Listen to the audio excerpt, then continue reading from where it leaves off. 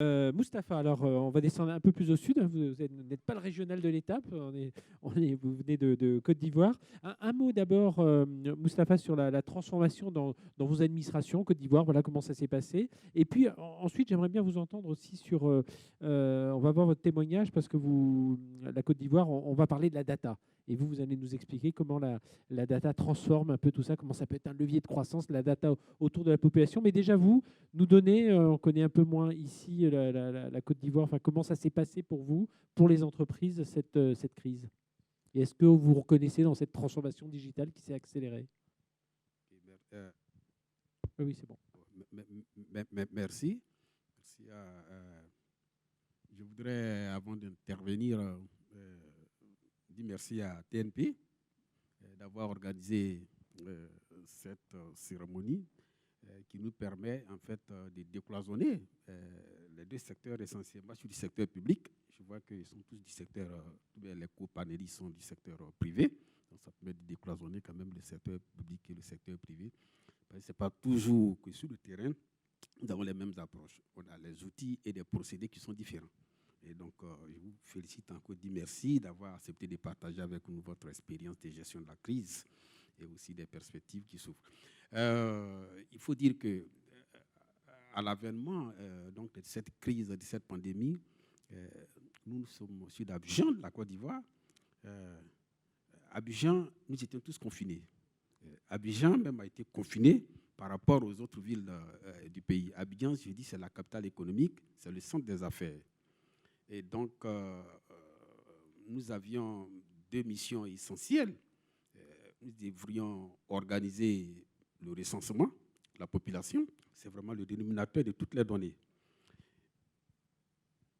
Donc, et on devrait aussi faire des rapports de décision au gouvernement. C'est-à-dire quoi? Permettre à la Côte d'Ivoire de mettre en adéquation les dynamiques des populations et le volume et le rythme de l'économie. Donc, on était confronté à ces deux défis majeurs. C'était difficile. Le recensement de la population, on a pu quand même faire l'essentiel. 90 ou 95% des activités ont été réalisées. Donc, on a pu avoir aujourd'hui une base de données géolocalisée. On a pu former les différents collecteurs de données sur le terrain. C'est vrai que le Covid ou de la Covid nous a empêchés d'aller vraiment à notre rythme, au rythme qui avait été planifié au départ.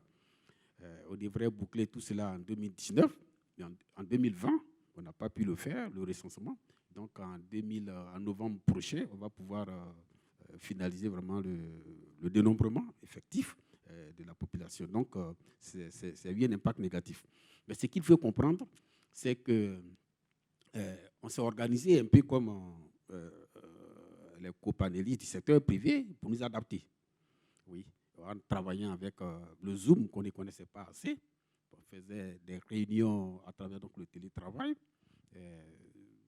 La circulation des documents, tout se faisait aussi de façon par voie numérique. Et donc, on s'est organisé pour faire quand même l'essentiel. Et donc, c'est une crise, c'est vrai, qui a bouleversé, il faut le dire, nos habitudes de travail. Je pense que c'est vrai que nous sommes en train de sortir parce qu'on fait beaucoup le vaccin, avec l'avènement du vaccin, on fait beaucoup de choses, mais je ne crois pas que la crise ou la sortie de la crise va nous empêcher d'utiliser encore cet instrument de travail qui est le télétravail. Donc, on va continuer, on s'est déjà habitué, nous sommes déjà habitués à ça, donc je pense que c'est une belle opportunité qui nous a montré une autre manière de travailler, une autre façon de nous organiser pour faire le travail.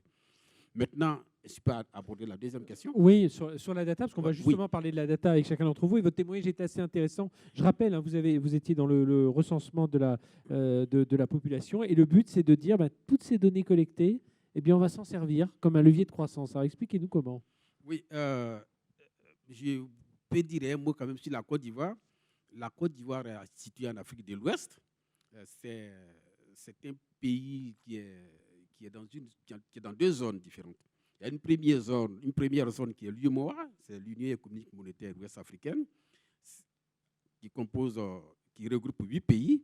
Ces 8 pays ont la même monnaie et les mêmes sont dans une union douanière. Maintenant, au niveau de l'espace du grand ensemble, qui est la CEDEAO, la Communauté économique des États de l'Afrique de l'Ouest, il y a 16 États. Donc la Côte d'Ivoire, dans le premier espace, l'UEMOA, c'est la première économie. Donc c'est le poumon de l'économie de l'UEMOA.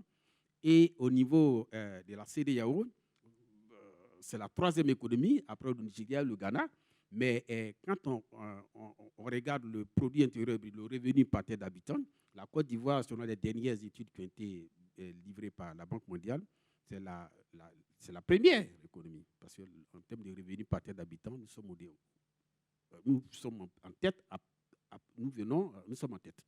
Et donc, c'est un pays qui a une classe moyenne qui se diversifie et donc qui est très dynamique. Et ce recensement que nous sommes en train de faire, que nous avons fait, l'innovation, c'est quoi? C'est que nous avons porté, je le disais tantôt, nous avons des données géolocalisées. Il reste géolocalisé, donc qui peut permettre à tous les secteurs, j'allais dire aussi au secteur privé, nous sommes ici dans un espace où il y a beaucoup d'intervenants au niveau du secteur privé, qui peut permettre à ce secteur privé là de disposer d'informations fiables et qui leur permettra d'intervenir sur des segments peut-être qu'ils voudront, j'allais dire, élargir.